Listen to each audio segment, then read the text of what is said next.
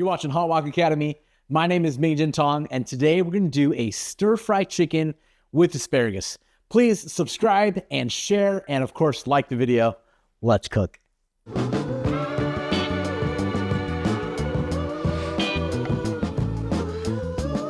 Okay, quick overview of our ingredients. Of course, we're going to start with asparagus, fresh, crispy. Make sure you're working with fresh ingredients. If you want to have a fresh tasting meal, you got to start with something good.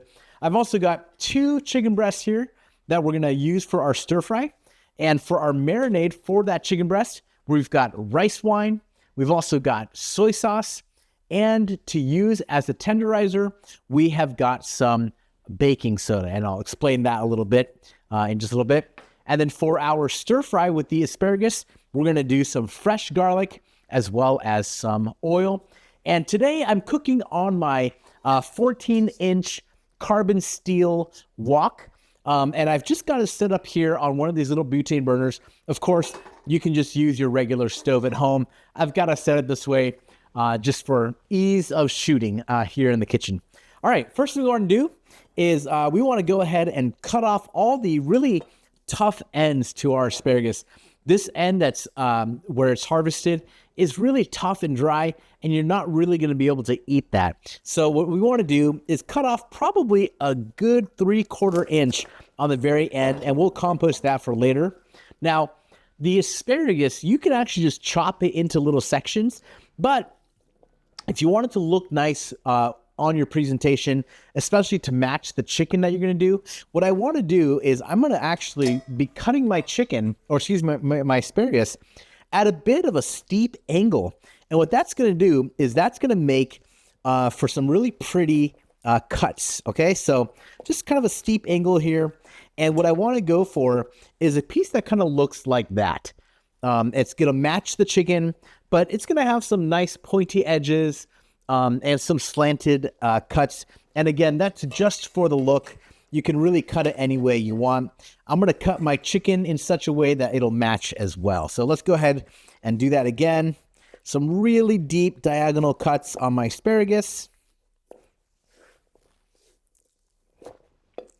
And when you're working with multiple ingredients like I am today, what you want to do is you always want to work from what I think of as the cleanest ingredients, such as asparagus. There's no raw chicken with the asparagus here.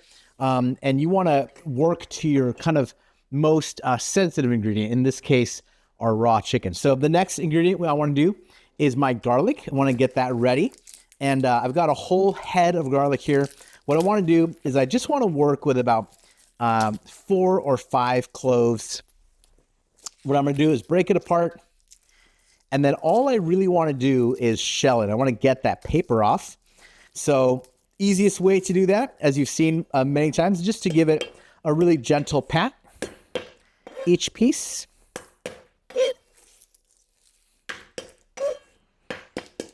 Now that allows the paper to come off really easy, just like that. And it also allows for there to be plenty of contact between the actual garlic and the oil, which is what you want. You want the oil to be able to penetrate through that clove of garlic to really get that kind of the oil with the fragrant garlic smell a little bit later. Okay, so let's go ahead and clear our board here. We've got our garlic, which I'll just set there on the side. And now for our chicken, we're going to slice it thin. Now, when you do a Chinese stir fry for chicken, you can either do dark meat, which is leg or thigh meat, or you can do chicken breast. Either way is going to be fine. Sometimes chicken breast can be a little bit dry, and it's actually, you know what, we call it dry, but what's really up with it is that the texture has gotten really tough. And why does chicken get tough? It gets tough because the proteins pull together under heat. And so what we're going to do is we're going to stop that tight pulling of the chicken breast muscle by introducing our base, which is this baking soda, and it's going to help a lot. So what I want to do is I'm going to just go ahead and trim some of the fat. I don't really mind, obviously, the fat too much.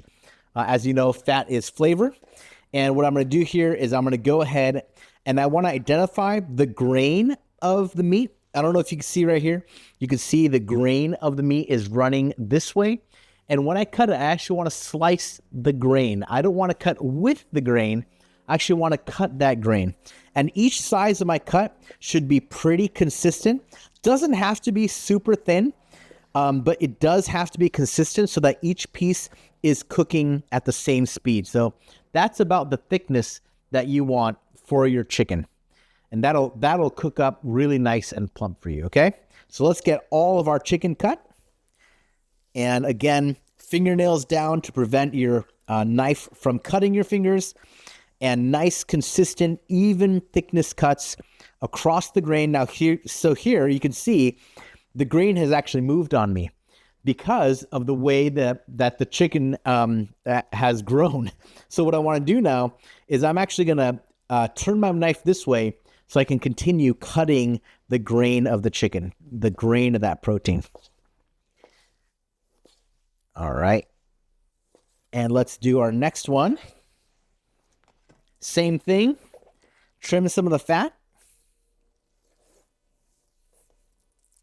Don't mind it too much.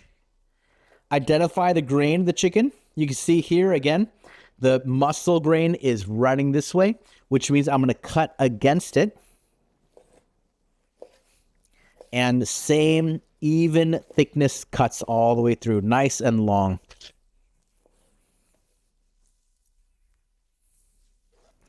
Okay, same thing here.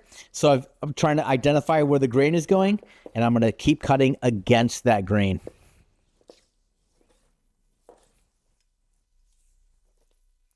And once more, last time. Make sure your knife is nice and sharp. You don't want to be fussing about. I just honed my knife on my steel just before we started. Okay, so here we go. That is all the chicken we're going to be using. And let me just get rid of my board. I actually don't need it. So when you're working, I always like to have a food hand and a knife hand. You notice I didn't touch my raw garlic with my chicken hand, but I'm going to set that over here. And I'm going to try to keep my hand clean. Let me set this board off to the side. All right. Now for our marinade. Just a very, very basic marinade. The same for pretty much all of your proteins that you're going to be using for a Chinese stir fry. So the first is rice wine. Now this is not rice wine vinegar. This is rice wine. So make sure you don't add vinegar. It's going to give it a really nasty taste actually.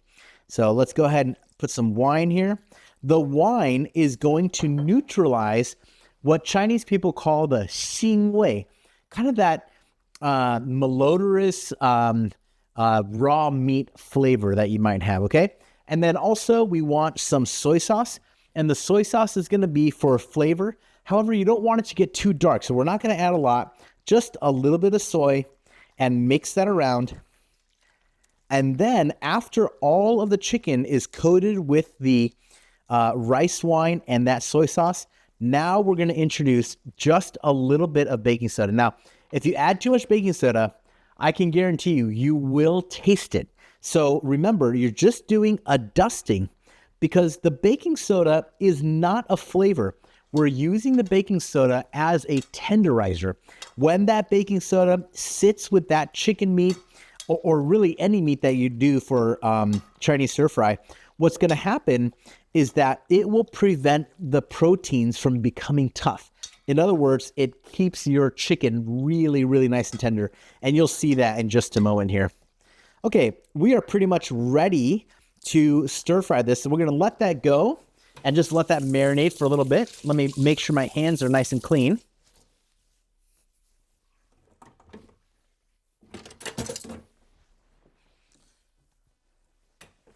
Sure. All right. So in Chinese stir fry, especially when you have a protein and vegetable dish that are together in one, there's always a two-part cooking process for your dish, okay? The first part is going to be, I'm going to par-cook my meat, which means I'm going to cook my protein most of the way, not all the way done. And when I'm done cooking it, I'm going to put it back into this raw chicken bowl. Now, you would never put something you eat into a vessel that's had raw chicken. But because we're going to cook it a second time, it's going to be all right for us. So let's go ahead and get this fire lit. And we're going to preheat our wok. Now, I'm going to heat it to the point of smoking, which actually should not take a long time because the wok is carbon steel. It takes in the heat really well. And look at how absolutely thin the edge of the wok is. You can see it there. The edge of the wok is very, very thin, or all the metal is very thin, which means that the temperature of the wok changes very quickly from cool to hot and back to cool again, very, very fast. All right, let's let that heat up a little bit. And I'm going to go ahead and introduce my vegetable oil. You can use any kind of a neutral, high smoke point oil, which is avocado oil will work well. Vegetable oil, canola oil, rapeseed oil will work well as well. All right, so I've got quite a bit of smoke coming out now. I'm going to go ahead and add my oil. Don't be too light on the oil because it will cause your chicken to stick if you don't have a nice oil on there, okay? So I'm going to go ahead and swirl that around. Make sure that my oil is coating my pan. And even though this is a high temp cook, this is not a high speed cook. With chicken, you want to make sure you're cooking it all the way through so you can kind of take your time with it. My pan is hot. My oil is hot. It's ready to go. I'm going to go ahead and introduce all my chicken right into that oil. Not in a rush, not dropping it from high.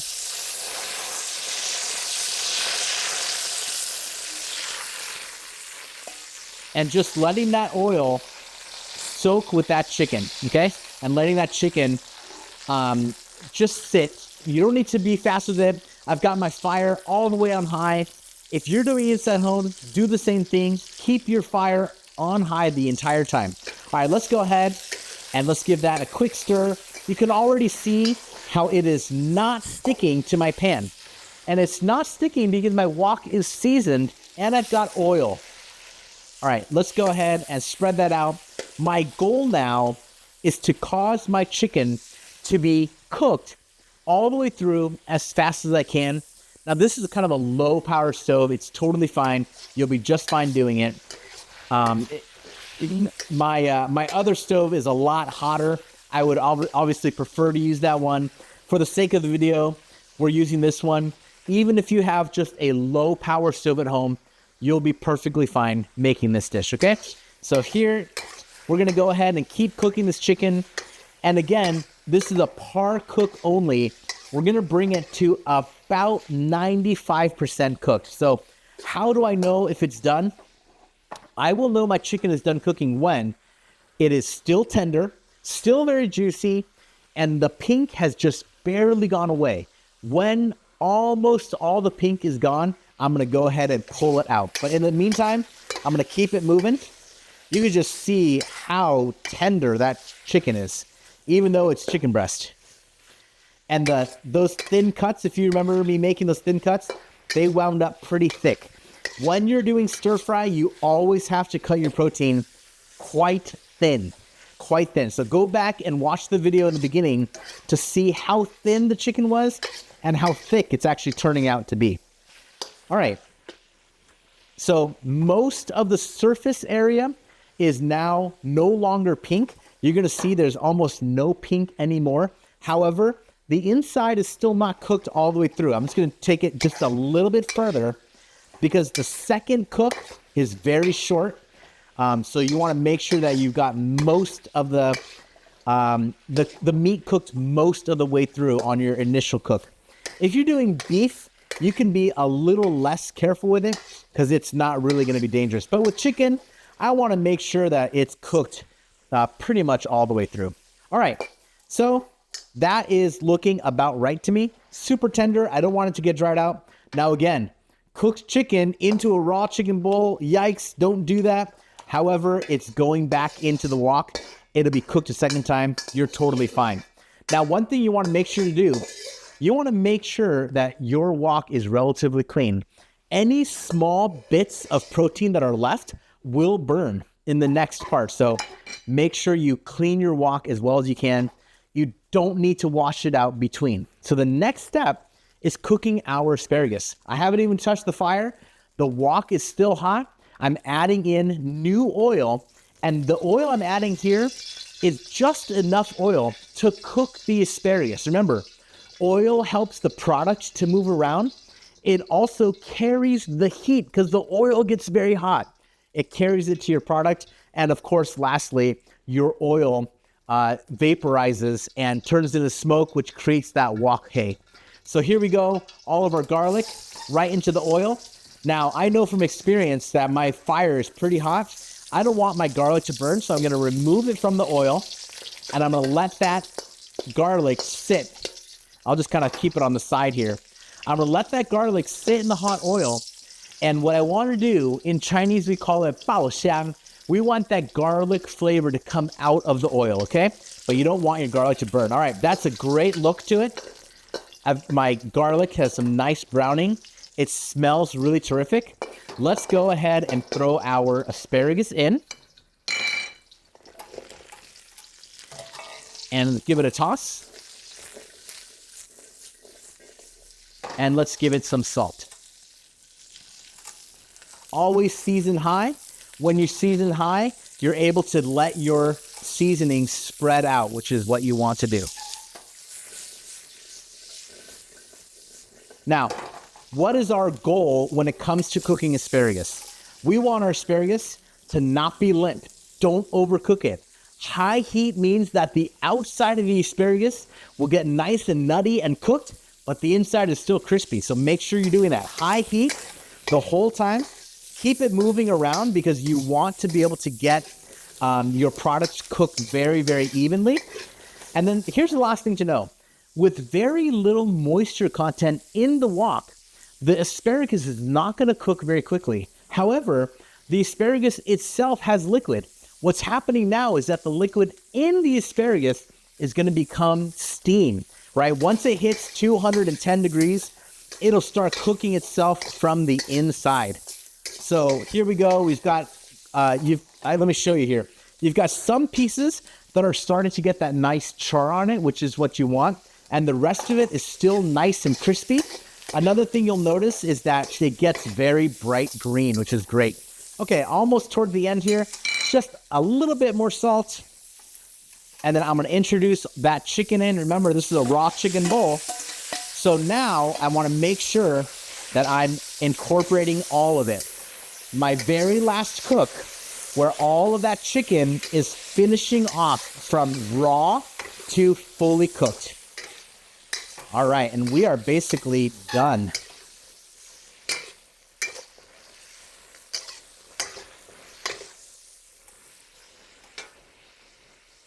All right, so there you have it. That's your stir-fried chicken with asparagus. Super easy to make. Definitely try this one at home. Let me go ahead and pull that out of the wok for you. Look at those huge chunks of chicken. Very, very fast to prepare. Very delicious, very tender, and super healthy.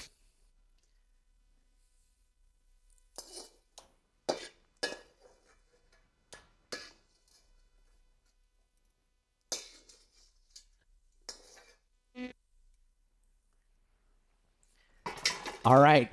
Thanks for watching. I hope you've cooked along. Watch it again, follow along, and let me know how it turns out. Thanks, and please like and subscribe.